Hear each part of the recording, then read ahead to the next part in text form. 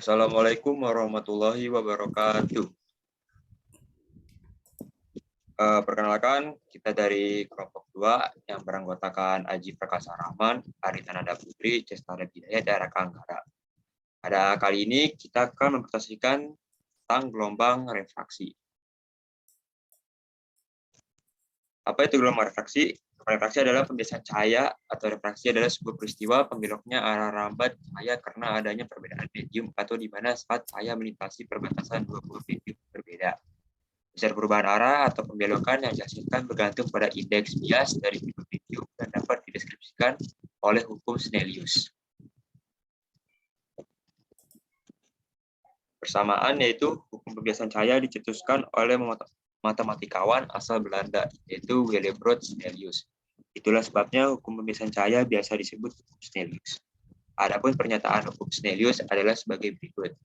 A. Sinar datang, garis normal, dan sinar bias terletak satu bidang datar. B. Pembagian antara sinus sudut, datang sudut, bias menghasilkan suatu nilai yang disebut indeks bias. Setiap medium memiliki indeks bias yang berbeda dan bersifat spesifik. Indeks bias merupakan besaran yang menunjukkan perbandingan kecepatan cahaya di ruang vakum dan di dalam medium. Dirumuskan sebagai berikut, yaitu N sama dengan C per Cm. Keterangannya yaitu N adalah indeks bias, C merupakan kecepatan cahaya di ruang hampa atau vakum 3 dikali 10 pangkat 8 meter per second. Dan Cm yaitu kecepatan cahaya di dalam suatu medium. Selanjutnya saya serahkan kepada Anggara untuk melanjutkan presentasi. Baik, terima kasih atas kesempatannya. Saya akan lanjutkan presentasinya. Karena yang dilihat sehari-hari sinar berpindah dari satu media ke media lain, maka indeks biasnya adalah perbandingan kecepatan cahaya dalam zat-zat tersebut. Misalkan cahaya berpindah dari zat A ke zat B, maka indeks biasnya dirumuskan sebagai berikut. N A ke B sama dengan C A per CB sama dengan CA kali C per C kali CB sama dengan 1 per NA NB sama dengan NB per NA.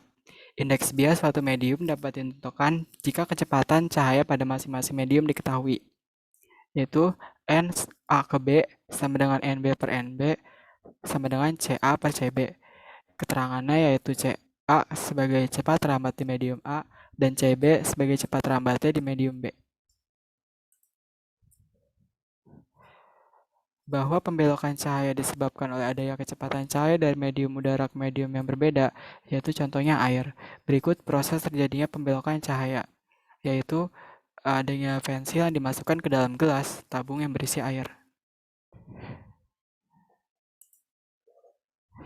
Salah satu sifat cahaya adalah mampu merambat lurus. Namun, jika cahaya melewati dua buah medium yang berbeda, indeks biasanya cahaya akan dibelokkan seperti gambar pada sebelumnya. Di sini ada contoh dari gambar sebelumnya, yaitu gambar A, menunjukkan bahwa sinar datang dari medium kurang rapat, indeks bias kecil, yaitu si udaranya, yang menuju ke arah medium rapat, indeks bias besar, yaitu air. Maka arah rambat cahaya akan dibelokkan mendekati garis normal N. Menunjukkan garis normal N di sini yaitu sebagai garis normalnya. Gambar tersebut menunjukkan bahwa pada kondisi normal, cahaya akan merambat lurus dari A, B ke C. Oleh karena indeks bias air lebih besar daripada udara, maka rambat cahaya akan dibelokkan menjadi A, B ke D. Sehingga sudut datang R itu lebih kecil daripada sudut biasnya, yaitu I.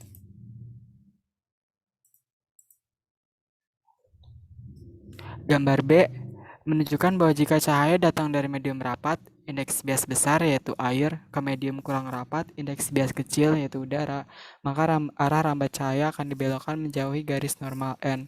Gambar tersebut menunjukkan bahwa pada kondisi normal, cahaya akan merambat lurus dari A, B ke C, oleh karena indeks bias air yang lebih besar daripada udara, maka arah rambat cahaya akan dibelokkan menjadi A, B ke D, sehingga sudut datang R lebih besar daripada sudut bias yaitu I. Ini merupakan kebalikan dari gambar A. Dan selanjutnya, saya akan berikan kesempatan kepada Arlita untuk melanjutkan presentasinya. Dipersilakan. Baik, saya akan melanjutkan presentasinya. Pembiasaan cahaya pada prisma. Misalnya terdapat sinar dari udara menuju prisma. Proses pertama, medium kurang rapat ke rapat. Medium kurang rapat yaitu udara, medium rapat yaitu prisma. Garis jarak berwarna kuning menunjukkan arah sinar normal.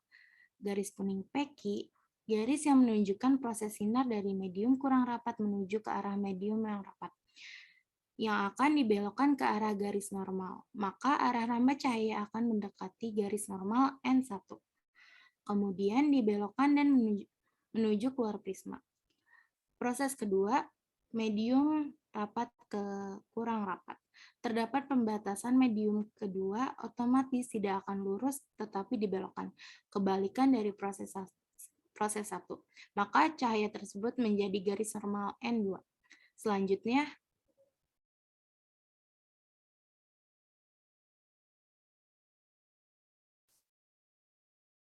next.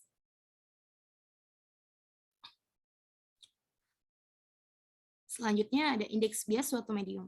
Indeks bias suatu medium merupakan suatu perbandingan dari kecepatan cahaya ruang hampa dengan kecepatan cahaya di dalam suatu medium. Semakin besar indeks bias suatu medium menunjukkan bahwa kecepatan rambat cahaya di medium tersebut semakin kecil. Sebaliknya, apabila indeks bias suatu medium semakin kecil, maka kecepatan rambat cahaya di medium tersebut semakin besar. Menunjukkan bahwa indeks bias berbanding terbalik kepada kecepatan rambat cahaya. Di situ terdapat tabel indeks bias dari beberapa medium. Next. Selanjutnya ada penerapan pembiasaan cahaya dalam kehidupan yang akan dilanjutkan oleh Aji Prakasa. Saya serahkan. Baik, terima kasih Arlita. Next. Pemantulan sempurna. Pemantulan sempurna terjadi jika seberkas cahaya datang medium rapat atau indeks bias besar menuju medium kurang rapat atau indeks bias kecil.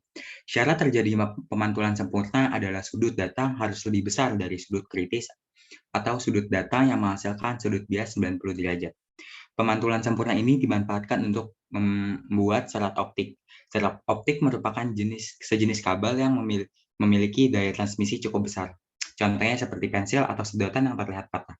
Seperti isi yang tadi sudah dibahas, pensil atau sedotan yang sebagian batangnya dicelupkan ke dalam air akan terlihat patah. Hal ini disebabkan oleh adanya perbedaan medium yang dilalui cahaya. Next. Selanjutnya ada contoh air laut terlihat dangkal. Jika berkunjung ke pantai, mungkin kita akan merasa ingin berenang ke dalam lautan karena lautan terlihat cukup dangkal. Tetapi sebenarnya lautan tersebut tidaklah dangkal. Hal ini bisa terjadi karena cahaya melewati dua medium yang berbeda, yaitu dari udara ke air. Prinsipnya hampir sama dengan pensil yang seolah patah di dalam air. Selanjutnya ada pembiasan pada lensa. Lensa memiliki banyak manfaat di dalam kehidupan, misalnya untuk kacamata, teropong, lup, dan mikroskop. Tahukah bahwa lensa bisa digunakan untuk membantu melihat benda-benda di luar angkasa? Atau batas kemampuan mata kita karena lensa biasa membiaskan cahaya yang masuk ke dalamnya. Indeks bias antara medium lensa dan udara jelas berbeda. Itulah mengapa lensa mampu membiaskan cahaya yang masuk ke dalamnya. Contohnya saja bagi penderita rabun jauh atau rabun dekat, setelah memakai kacamata, para penderita bisa melihat kembali pada jarak normal, karena bayangan yang dibentuk oleh benda tepat jauh di retina. Next. Terima kasih sudah menyaksikan presentasi kelompok kami. Kurang lebihnya mohon maaf. Wassalamualaikum warahmatullahi wabarakatuh.